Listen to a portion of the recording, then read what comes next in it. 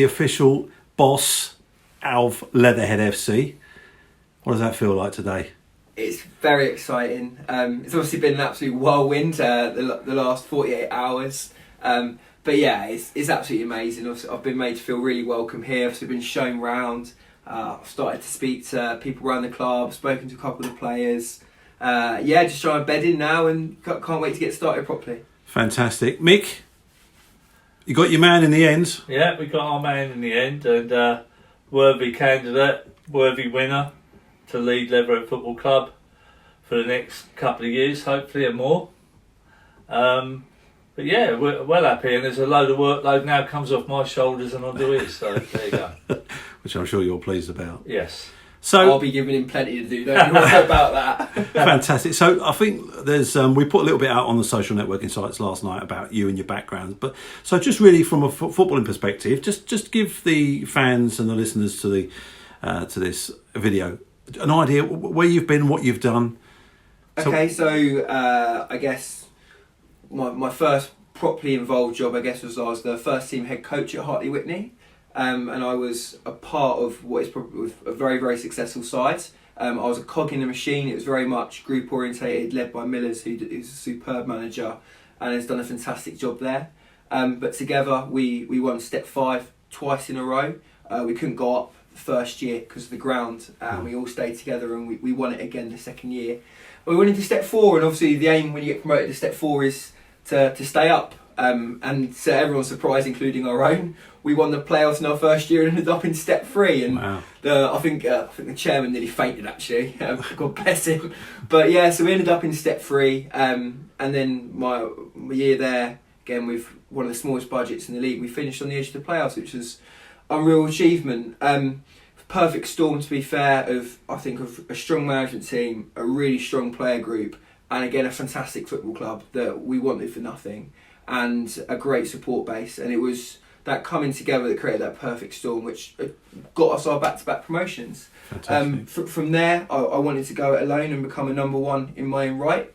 So I dropped back down to step 5 at Nap Hill, who had been in a little bit of a relegation battle the year before. Again, very lucky to be surrounded by many good people in my first manager's job who looked after me, and together we muddled through. And when COVID hit in March, we were second on points per game with 3 games in hand the leaders, and 2 went up that year. The highest the club had ever finished was 5th. So I think it wouldn't be a great stretch to say we'd have finished in the highest place the club's ever finished at that level, and we'd have got promoted in our first year together. Wow. I'm not attributing that to me or anything. Very, very good. Lucky to have good people around me. And from there we went on to Ashford, who offered me a job at step 4. Again, a side that we struggled at the bottom end the year before. Again, good people and whatnot. And again, when COVID hit during the first lockdown, we were in and around the playoffs again, which was a really exciting season. We got through 3 rounds of the trophy for the first time. The club had done that in a few years, and then this year, same thing. Top half. I've left them in the top half of the table. Great management group that's going to take that club forward, with a good player group that I know will stick together and will carry on forward as well. So, yeah, it's been a good few years actually. And I know you were particularly sad to leave them as well, weren't you? I know it was a very tough decision for you. Yeah, very difficult. As I said when I spoke to Leatherhead, it's sitting in front of them sitting in front of you was both the easiest and the hardest thing I've had to do in football. It was obviously easy in the respect of it's such a massive football club. Obviously we'll speak about it in a bit, I'm sure, but equally so hard to leave a club I care a lot about. Ashford have been amazing to me. The chairman, I can't speak highly enough of him. He will be a friend for hopefully the rest of my life. I owe him an awful lot. I owe a lot of people at that club an awful lot, and I felt like it was my group and my club. But ultimately, speaking to people away from the situation, it's sort of you got a choice. Do you want this to be your career one day and keep progressing, or do you want to be happy and safe in an environment you know? And I thought, well, I've got to go for it. I've got to go for it, and I took it, and I'm really pleased to have. And we're glad you're here. So let's talk a little bit about Leatherhead. Big job on your hands, mate. It's not going to be easy. I think everyone knows that, and I think you knew that as well when you applied. And what's your view on the current situation where we are and what we can do to hopefully get out of it? Look, there is a lot of promise here. There are good players here that I know can contribute to hopefully getting us out of it. We do need to add a few to the group, which we'll do, which obviously we're already working on as well. I think you need to be honest and you need to look at the whole situation. Am I guess sitting here in front of you and guaranteeing you we're going to stay up? So, same as I said before, I can't do that. It is going to be difficult. What I can promise you is every best practice and all the best arrangement possible will be put into place to give us every best possible opportunity of doing it.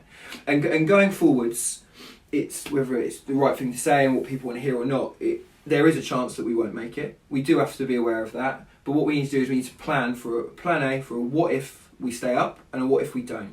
We'll do our absolute best to stay up, but what I will guarantee is this time next year the club will be in a far stronger place than it is now. I was here the other day and at the Kingstonian game, and I just felt a little bit of gloom around the place, and it felt like a little bit like almost defeated. And when you're in that situation when things possibly haven't gone your way for a while, it's very easy to forget who you are and how big you are and how big this club is. This is an absolutely massive football club with so much history. Like, you look at it, I said it was a fourth round proper FA Cup in the 70s, and you've got a fan base that absolutely reflects that. Obviously, you got to the second round proper a few years ago. You've got a diverse range of supporters from absolute youngsters to older heads that have been there and done it. You've got amazing facilities, you've got a big ground, we've got a competitive budget for step 3. We've got great people like Mick and that to help guide the club in the right place. So I can say with absolute certainty, whether or not we make it, and let's pray we do, and we will do our absolute best to do it, I guarantee the feel around the place this time next year will be completely different. Fantastic. Speaking of football, a bit of a tough one to come into this weekend. Margate at home. Yeah, they're all going to be tough. Yeah. What's important is, we're not even going to look at the table. We're never going to look at the table. Not for now anyway. We're going to take each game as it comes on its merit. We're going to have a look. Obviously, we're going to go and do our due diligence on them, as I'm sure they will have on us as well. And we'll make a plan. We'll try and find a way. Look, this is what they're good at. We'll try and find a way to stop that happening. This is how I think we can hurt them, and we'll make a plan of how we think we can hurt them. Brilliant.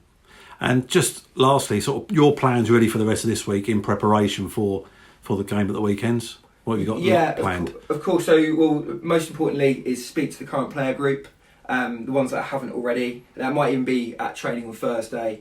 Obviously, do due diligence on our opposition and whatnot. And chasing after a few that we're looking to add to the squad. So that's probably one of the burning things that we need to do as a group, and that for the next few days. Brilliant stuff. Mick, anything you want to add? Just really to add the fact that... What have I done? Well, you've done plenty today, mate, because I've been with you half of it and you've never been off your phone. So, but then that means my phone's not ringing, so I don't mind that. That's quite good. But going back to being realistic, the supporters have got to be realistic. Of course, we're going to fight to the death to try and get out of the hole we're in. But let's be realistic. The appointment was also made for the B plan, which is what Luke alluded to. The B plan is to come straight back up if indeed we go down, and that's not being a defeatist, because we're still realistic. We can still get out of it. But it's, as I said on a few comments, it's probably the toughest job that anyone's ever come into at Leatherhead Football Club. I come into it a lot better than what Luke's coming into here. It's just massive. What you're doing. It's massive to turn around so many things that are not quite right and put them right, and then try and get yourself up the league. It's just so massive. So it's so important that the supporters realise that, come here, be supportive. It ain't going to be a fix in 1 or 2 weeks. No. It might be a gradual fix over 4 or 5 weeks, and then I'd like to think there should be stability at that point to start picking up points. If we start picking them up come Saturday against Margate, I'll be really happy. But, I've still got that realistic head on, because I know what a tall order whoever the manager was going to be, and there's my phone going now. That's his phone. Straight That is away. a Apologies, should have gone on. That's a Should have fine. gone on silent. Yeah. What is Hang hang on. Anyone important? Let's see if anyone important. It's Harry Redknapp on It the might be phone. the girlfriend. No, it is. Yeah. So anyway, yeah. So little things like that. Yeah, look, 10 messages, and our kit man on telling us about stuff he needs for training. Fantastic. On Thursday. Look, I mean, let's go back to last Saturday. Sorry, not last Saturday. Let's go back to Monday. Monday, right? I know we have to, unfortunately. Not the result we wanted. I wasn't there at the game myself. Well, look, listen. You know, being at both, I don't think a majority of our supporters were at both, but No. it was such a difference. Like basically Saturday, I think we looked compact and tight, and we put a lot of effort in, which I think the supporters really appreciated Yeah. on Saturday. Yeah. And you know, probably Aidan would never agree with this, but I thought we were worth a fighting draw on Saturday, even though Kay's had a lot of chances. Yeah. I thought we were worth a fighting draw. We come Monday, and I know what football's like. It'll either go well or it'll kick you up the backside. And we go out there. It was Julian did make a few changes. And basically, we just didn't look a threat. And I think we were lucky to come away with a 3-0 loss, in all honesty, against Folkestone, who are a tidy side because they go second. But it didn't look like anything that we saw at home against Kays on Saturday. And can I ask a question? You're taking a training session Thursday, Luke. Are we going to work on conceding penalties? Because I think that's our 11th conceded penalty this season. Can I ask quickly before this gentleman steps in? Yeah. We all know that we've been playing with 2 centre midfielders as 2 centre backs. Yeah. I mean, when you start thinking who the next manager is, you know, we've been playing, you know, any manager would have maybe resolved that little issue, but we've conceded too many penalties simply because centre midfielders are positioning not in their right place. They've done fantastic, don't get me wrong. Yeah. That's not being hard They were on good. I both thought they've done a Hanson good and Kelly. Yeah. They've played fantastically well there, but they are centre midfielders, and it has cost us dearly on occasions because the confidence is. I can't believe you didn't shut that off. Oh, no, of course I didn't. But like the confidence, you can see the goal with the team that the way it is at the minute, the head slightly that, and if you can see 2, I think game over. Well, I mean, I very rarely have I watched a game of football where a team has conceded 2 penalties, and I think we've done it 3, if not 4 times. Well, this just season. remember, on Monday we had our centre forward playing centre back. Yeah. We conceded one, they gave away one of the penalties. This is the laughable thing, you know. We had our centre midfielder playing right back. It was so many changes within that game. And I don't know whether they were tactically changes or whether it was actually enforced injuries. I don't know that. But, you know, it rather didn't help matters. But a positive from last weekend, the game against Kingstonians. Yes, we were a little bit unlucky. As you said, I think Hayden would disagree because according to Hayden, they had 25 chances. He does like to big himself up. He said he gave us a lot of confidence. I didn't see much of that in his answer. They certainly had a lot of chances, and on another day it could have been quite a high score. But listen, that's football. If you don't put it in the back of the net, you don't score. You don't win games. Yeah. But what was encouraging for me is the numbers, the crowd. Still coming through the gate. 611, I think, on that game. Yeah, I'll slightly correct you, 612. But you were there, you were close enough. But I think, you know, considering where we are and what we've been through, again, and we mentioned it in the interview that myself and you did last week, Mick, the fans have been nothing but brilliant, absolutely brilliant. Well, let's add to that little element as well. Sorry, Luke, we don't want to take all your fame away from you. But obviously we do need more supporters to step up. And we've had 4 positions already filled, but we got so many other positions on match day that we need to fill. And I really hope people keep stepping up and enjoy the environment. And the other big thing, which I took Luke up to River Lane. He's met our under-23s manager this afternoon. Had a good look around our training area, which I'm sure impressed you. I mean, it's all about trying to embed our youth section that are there and make them feel part of this club, so we've got that bigger connection between both clubs. And that's something I wanted to do 10 years ago when I was manager. I didn't quite make it. I don't know if others have tried since, but we're not going to give up trying and embedding that. We've made big steps in that area and hopefully we can keep going. But there is a support base there that could add to our support base here. and you know, and we all know players love playing in front of a crowd, and like the old 12th man cliche, you know, that support behind the goal. I know James Waller loves. I'll mention him, you know, and Jamie. You know, they're two staunch Leatherhead fans. I mean, all I wanted to do is to start getting the chanting going. We missed Dave Blaz and Simon that normally would do that. We'd love to see them back down here dearly. But we need that voice behind the goal to start lifting us and getting a bit of atmosphere around the place. Absolutely agree. Luke, any messages for the fans to finish off with? Two. I'll give him two. So firstly, on a personal note, if I've got ADHD, by the way, so if you ever talk to me, I'll always engage with you. But if I ever look like I've zoned out, I'm not being rude. Genuinely, just give me one of them and I'll quickly refocus. No problem whatsoever. Secondly, can I just say, let's not hit him. Just say Luke back in the room.